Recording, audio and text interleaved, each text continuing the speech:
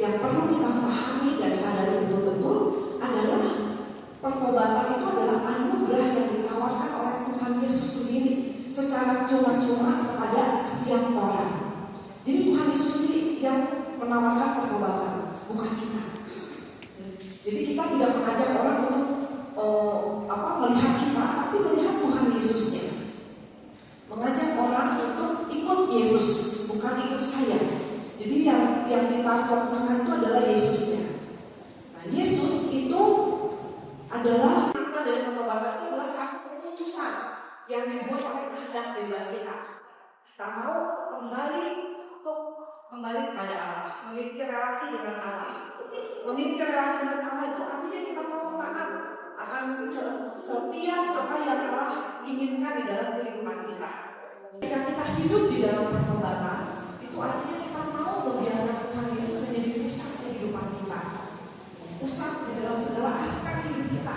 Bukan hanya ketika kita gereja aja, tapi kita mau menyerahkan kehidupan keluarga kita untuk dipimpin olehnya. Ada banyak faktor yang mempengaruhi pertobatan seseorang. Yang pertama itu adalah pengaruh lingkungan. Makanya kita bersyukur ya, di Indonesia itu masih negara yang kita bebas untuk beragama, kita bisa mengenal Tuhan, itu sesuatu yang sangat patut disyukuri. Selanjutnya, lalu latar belakang masa kecil ini juga mempengaruhi pertobatan. Orang-orang yang masa kecilnya mengalami situasi adverse atau situasi yang sulit itu memiliki kesulitan juga untuk mengenal sosok Bapa sebagai sosok yang penuh kasih, sulit untuk percaya sama Tuhan. Jadi ini yang kedua yang berpengaruh ya, latar belakang masa kecil, budaya. Ya ada juga budaya ya, kalau di negara-negara barat sana kan yang namanya aborsi itu sudah banyak yang dilegalkan. LGBT, apalagi ya, pokoknya nilai-nilai ya, hidup bersama tanpa menikah di sana sudah biasa saja. Bayangkan orang-orang yang hidup tumbuh di lingkungan yang budaya yang seperti itu, ya mungkin untuk mengenal kebenaran ajaran firman Tuhan bagi mereka itu tidak mudah. Ya karena mereka merasa ya biasa aja, itu sudah terjadi di budaya saya dan tidak apa-apa. Selanjutnya perkembangan psikologis. Ya orang-orang yang mungkin pernah mengalami masalah-masalah psikologis yang berat, misalnya mengalami trauma di masa lalunya, yang mengalami pelecehan seksual, yang mengalami apalagi ya, pokoknya situasi-situasi yang sulit, ya, mengalami kekerasan, mengalami penganiayaan, itu perkembangan psikologisnya kan terganggu, sehingga cukup sulit juga percaya bahwa Tuhan itu baik.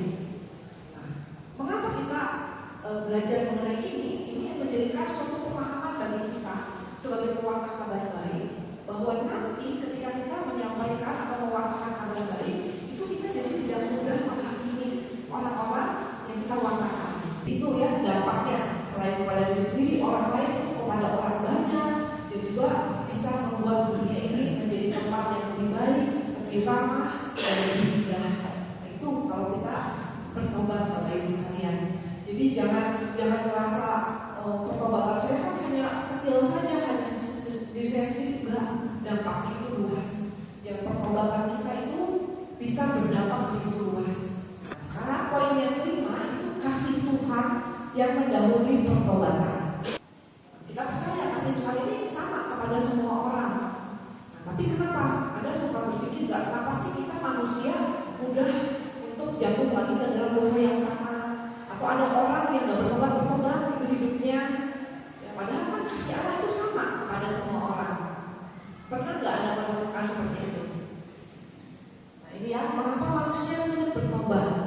Yang pertama, mungkin karena memandang penebusan dosa itu sebagai rahmat biasa-biasa saja. Jadi take it for granted. Jadi memandang remeh ya kasih karunia Allah tersebut. Merasa bahwa Tuhan baik, ya gak apa-apa saya berbuat dosa nanti juga kok diampuni lagi. Itu yang pertama. Lalu yang kedua itu mengutamakan kepentingan, rencana dan kehendak sendiri. Udah tahu sih bahwa Allah itu baik, mengasihi, tapi kan saya punya kepentingan, saya punya keinginan, saya pengen senang, saya pengen supaya sukses, saya pengen kaya, saya pengen memiliki segala sesuatu yang saya inginkan. Nah intinya itu egonya itu lebih besar daripada pertobatannya. Tinggal berpengaruh paham rasionalisme dan kebenaran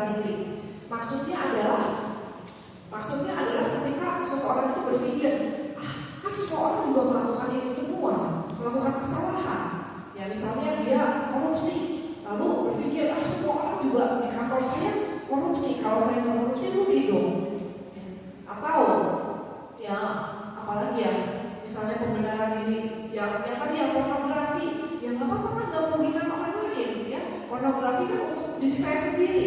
Nah ini namanya pembenaran diri dan rasionalisme. Pertobatan itu merupakan proses sepanjang hidup kita. Ya, sepanjang hidup kita itu kita perlu untuk melakukan pertobatan terus-menerus.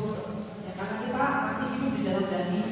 Ya, kita masih punya kelemahan, kecenderungan berbuat dosa, kodrat manusiawi kita, dan pertobatan sepanjang hidup itu merupakan satu perjuangan setiap kita manusia. Nah, Nikodemus itu salah satu orang Farisi, tapi dia tidak membenci Tuhan Yesus. Dia malah ingin mengenal. Nah, tapi dia takut kan pengaruh teman-temannya. Jadi dia datang kepada Tuhan Yesus itu malam hari supaya nggak dilihat orang. Dan dia bercakap-cakap berdiskusi dengan Tuhan Yesus waktu itu. Nah, lalu di akhir-akhir kitab Yohanes itu diceritakan waktu Tuhan Yesus dihukum mati, ada seorang yang bernama Nikodemus itu membela dia.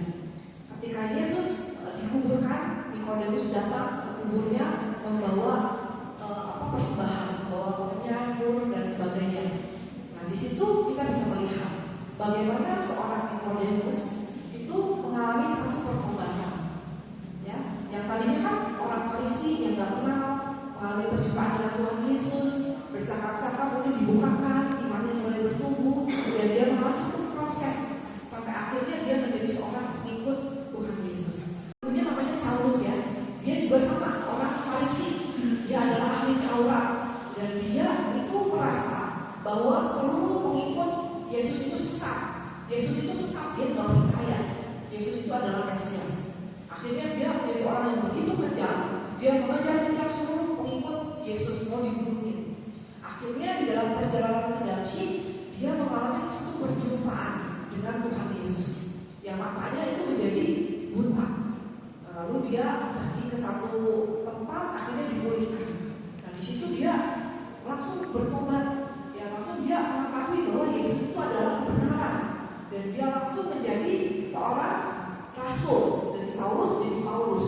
Nah, di sini kita mau melihat bahwa pertobatan itu bisa ada dua seperti itu ya, dua macam seperti itu. Ya, kalau Nikodemus itu pertobatannya kan merupakan suatu proses, yang proses yang sangat panjang. Ya dari awal pelayanan Tuhan Yesus sampai Tuhan Yesus meninggal itu mungkin waktunya sekitar 3 tahun. Mungkin di dalam proses itu Nikodemus itu bertobat. Kalau Paulus itu pertobatan itu suatu peristiwa di Damsyik itu dia mengalami perjumpaan langsung berubah 180 derajat. Nah itu perbedaannya. Nah tetapi yang sama itu adalah ya hidup pertobatan merupakan suatu proses hingga akhir hidup kita. Baik pertobatan Paulus, pertobatan Nikodemus itu tetap harus mereka pelihara sampai akhir hidup mereka.